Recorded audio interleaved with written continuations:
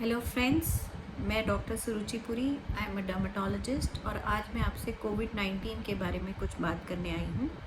कोविड-19 एक viral disease है जिसके डिफरेंट सिम्टम्स हो सकते हैं। ये आपको बुखार की तरह प्रेजेंट कर सकता है, ड्राई कफ आ सकती है, डायरिया हो सकता है, loss of taste, loss of smell, इनमें से किसी फॉर्म से भी प्रेजेंट कर सकता है। और कुछ एसिम्प्टोमेटिक केसेस होते हैं जिनमें सिर्फ हल्का सा बॉडी एक होगा, मे बी हल्का लो ग्रेड 99-100 का एक स्पाइक आएगा एंड दैट्स इट। उसके बाद वो ठीक हो जाते हैं, उनको हम एसिम्प्टोमेटिक या माइल्ड केसेस बोलते हैं। कोविड पॉजिटिव वो पेशेंट्स भी हैं जो एसिम्प्टोमेटिक या माइल्ड हैं, और कोविड पॉजिटिव वो भी हैं जिनमें सीवियर सिम्टम्स आ रहे हैं। अब early recognition of the disease and timely management is the key to success. अगर आप जल्दी से पहचान जाएं कि आपको ये सिम्टम आ रहा है, भले ही आपने RT-PCR कराया हो या ना कराया हो, इस टाइम पे अगर आपको ड्राई कफ आ रही है, बुखार आ रहा है, तो आप मान के चलें कि आप कोविड हो सकते हैं। अपने आप को होम आइसोलेट कर लें और स्पेशली बुज़ुर्ग लोगों से 60 इयर्स प्लस, प्रेग्नेंट लेडीज़, उन सब से दूर रहें और डबल मास्क पहने या N95 मास्क पहने। अगर कभी किसी के संपर्क में आना भी है, कुछ अपनी बात बतानी है, तो भी बिना मास्क के किसी से कोई कम्युनिकेशन नहीं करना। अगर टेस्ट अवेलेबिलिटी हो जाती है तो बेस्ट ऑप्शन है हमें या तो रैपिड एंटीजन टेस्ट, जो कि बहुत सारे केसेस में नेगेटिव भी आ सकता है, देन कन्फर्मेटरी RT-PCR टेस्ट होता है, और एक नया टेस्ट आया है जिसको हम CB-NAT टेस्ट बोलते हैं, means cartridge based nucleic acid amplification test.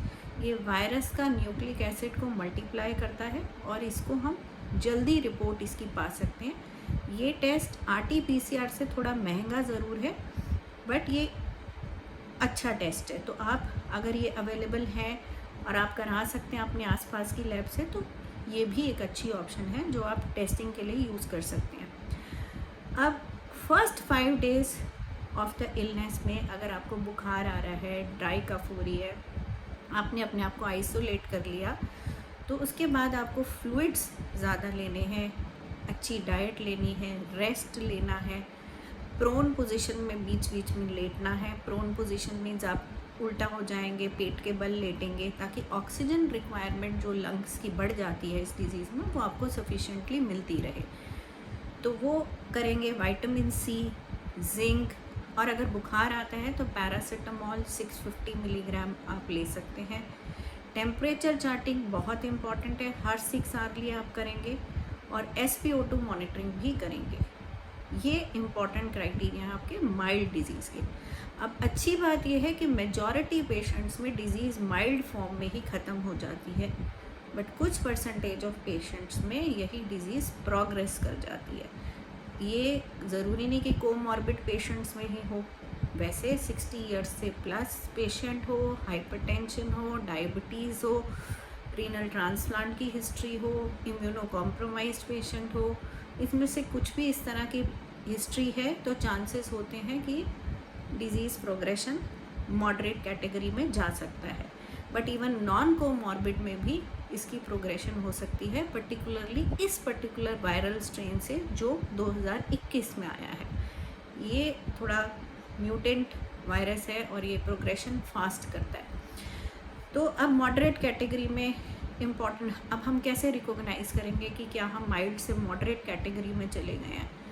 अगर हमारा रेस्पिरेटरी डिस्ट्रेस बढ़ रहा है, हमारा नॉर्मल रेस्पिरेटरी रेट 24 से नीचे होना चाहिए, how many times we are inhaling and exhaling per minute, अगर वो रेस्पिरेटरी रेट 24 से बढ़ने लगता है, बुखार 100 से ऊपर आने लगता है, या पहले बुखार चला गया अब दोबारा आ गया है, फिर कुछ इन्फ्लामेटरी मार्कर्स होते हैं ब्लड में, जैसे CRP, D dimer, haemogram, LFT, ferritin, अगर ये सब LDH, ये टेस्ट अगर बढ़ने लगते हैं तो ये साइंस हो सकते हैं कि इन्फ्लामेटरी प्रोसेस बॉडी में स्टार्ट हो गया है।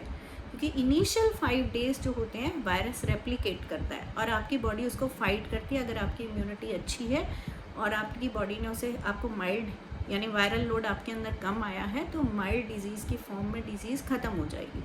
अब अगर छठे सातवें दिन भी वो प्रोग्रेस करता जा रहा है तो 5वें दिन के बाद जो है मॉनिटरिंग और क्रूशल हो जाती है, जबकि हो सकता है आपका बुखार चला गया बट उस टाइम पे में भी आपकी ऑक्सीजन रिक्वायरमेंट बढ़नी शुरू हो गई हो क्योंकि आपकी डिजीज़ प्रोग्रेस हो रही है, इन्फ्लेमेशन होने। इस टाइम पे वायरल लोड की बजाय inflammation is the cause which is causing the problem in the body.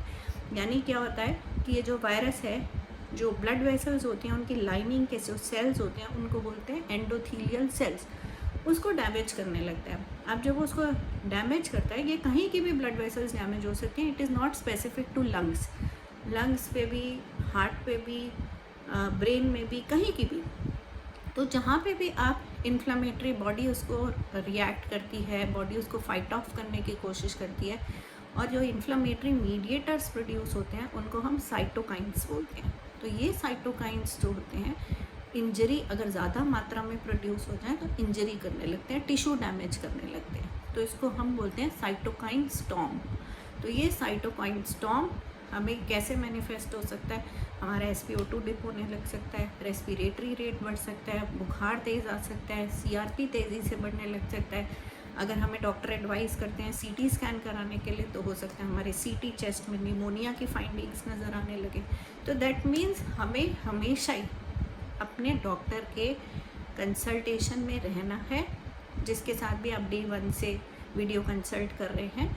तो रिमेन इन टच। अगर बुखार उतर भी जाता है तो आपको अपना SpO2 मॉनिटर करते रहना है जब तक कि आप पूरा इसके थ्रू क्लियर नहीं हो जाता, आपका डिज़ीज़ प्रोसेस पूरा ठीक ठाक नॉर्मल नहीं हो जाता, तब तक आपको ये सारे प्रिकॉशंस रखने हैं।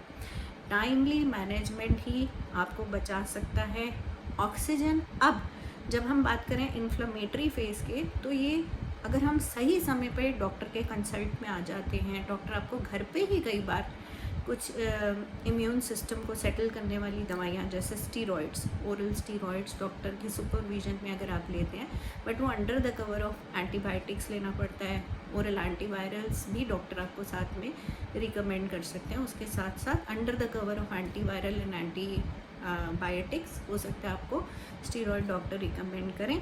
तो वो आप कंटिन्यू करेंगे तो आपको वर्सनिंग ऑफ द डिज़ीज़ नहीं होगी। मेजॉरिटी केसेस में, एक्सट्रीम केसेस में अगर डिज़ीज़ सीवियर फॉर्म में जा रही है, यानी सब कुछ करने के बावजूद आपकी चीज़ें डिप हो रही हैं, तब आपको हॉस्पिटल एडमिशन का डेफिनेटली रिक्वायरमेंट है। और ऑक्सीजन भी चाहिए आपको और IV ड्रग्स भी चाहिए। और बट इसका अगर हम सही से मैनेजमेंट करें तो डेफिनेटली ये पॉसिबल है। तो timely action is the golden word. So जल्दी से एक्ट करें। अगर आपको कुछ भी इस तरह का सिम्टम दिख रहा है, डॉक्टर के कंसल्टेशन में रहें, इट इज़ इम्पॉर्टेंट।